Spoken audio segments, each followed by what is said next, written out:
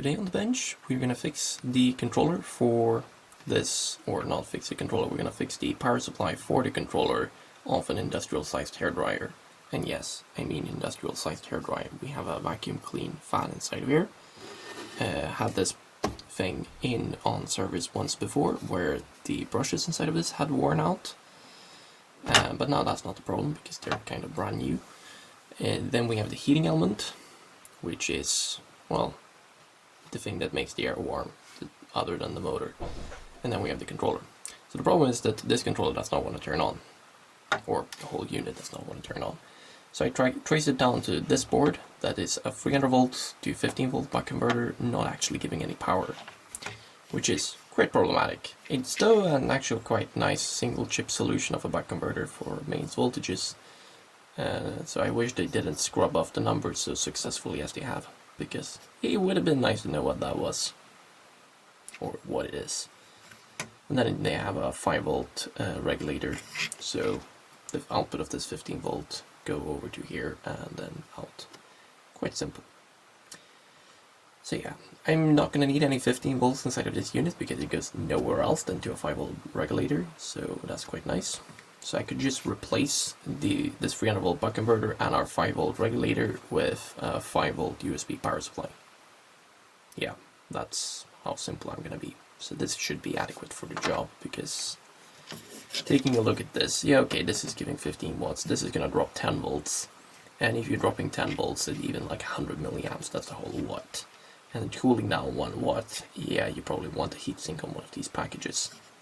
So yeah, he's probably not going to use a lot of power. I would guess nothing more than like 250 milliamps or something like that.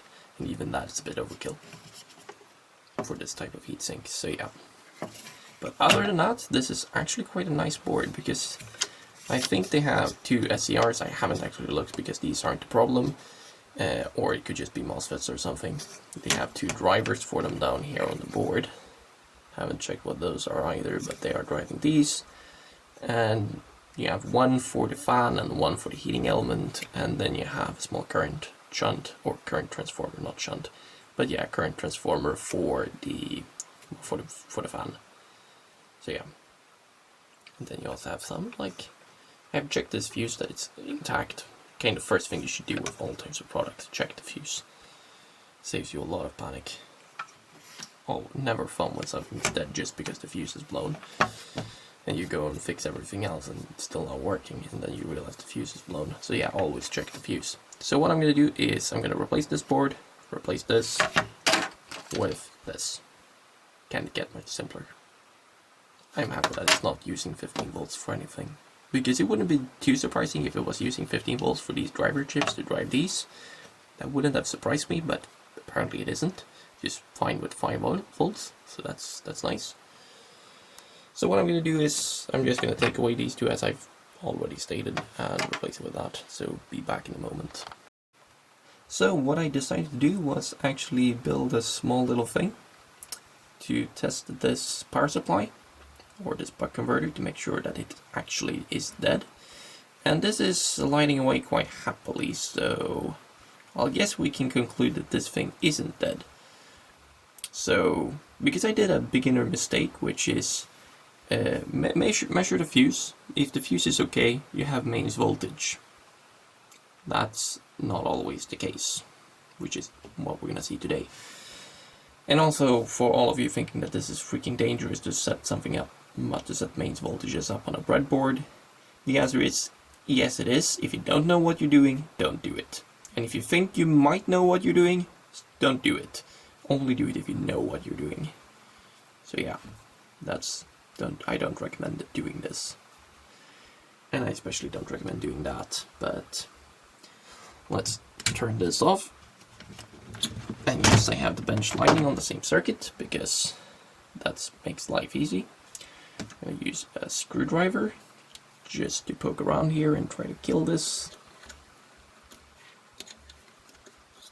I do have some better.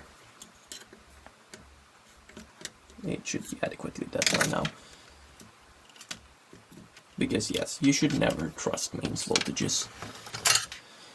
Always double check that you have power off, unplug the cable, and then it should be fine.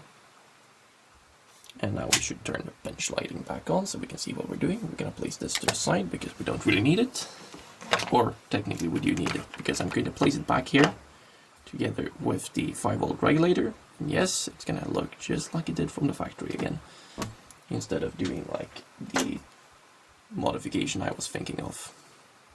So if this was actually dead, this would have been a fairly nice plan, but this had another trick up its sleeve, because I was going around,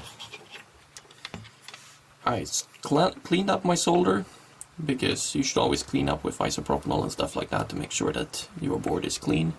So I decided also, because the board was dirty all around, so I decided to clean up here and clean between the contacts here, clean the bridge rectifier, I cleaned this part, then I came over here and noticed that this doesn't seem to make a connection anymore. So what has happened here is actually quite trivial. So for anyone who has dealt with high-powered stuff before, this industrial-sized hairdryer, as you can see, it's like 2.2 kilowatts. Quite a lot of power. So that's about 8 or 9 amps going to flow through this. So they've done a nice thing to leave the solar resist removed on this area to make sure that you get some actual tin plating on top of it. And that's quite nice because that's going to increase the thickness of your trace a little.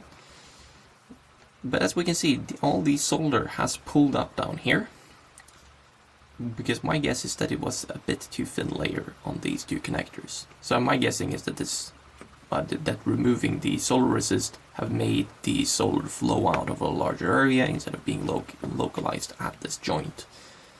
So meaning that the resistance at the actual joint itself has been fairly high, because these aren't plated through walls, because this is not a double-sided board. And even not all double-sided boards have plated through walls. So yeah, the problem here is, because it's not plated through walls, it only has a very thin layer of copper. And the rest is going to be handled by the solder. That means you're going to put 8 or 9 amps through a bit of solder. That's going to warm up, eventually it might start to melt, and when it starts to melt, it's going to start pulling down due to gravity, because this is sitting vertically like this instead of the unit. So eventually you get too little solder here, it's really going to start to melt and maybe even vaporize, and then you're going to get arcing and sparking and eventually have an open. The fuse isn't going to break because it never exceeds the current rating of the fuse. So yeah, your fuse is still perfectly fine, you just have an open. This means that if you're doing the beginner mistake I did, which was measure the fuse, it's not open, okay, then you have mains voltage. That's not true. You always need to check if you actually have continuity from mains, or at least not check if you have something like this in high power products. This isn't all that typical in like small power supplies like this, because inside of here we don't have all that the same amount of current or the same amount of power. So, but here we have a lot more power, so this is a bit more typical.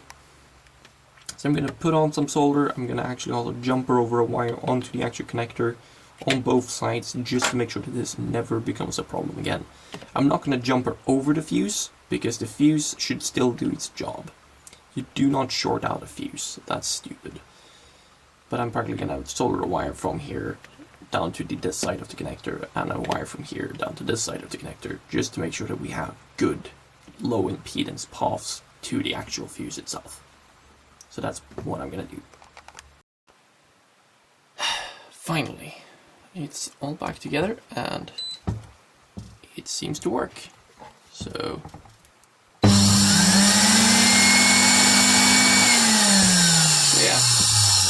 seems to work just fine. Perfect. Now that's done. And yeah, inside of here, if we are taking out the mains cord again, because inside of this we have the controller. So what I did is I put some wire up on top and put some wire behind, and also put a wire that actually goes between these two, because there is like the neutral wire, or like the ground wire of the whole circuitry, which I think goes here, or yeah, I think it goes to that one. I also beefing that up a bit with an additional wire.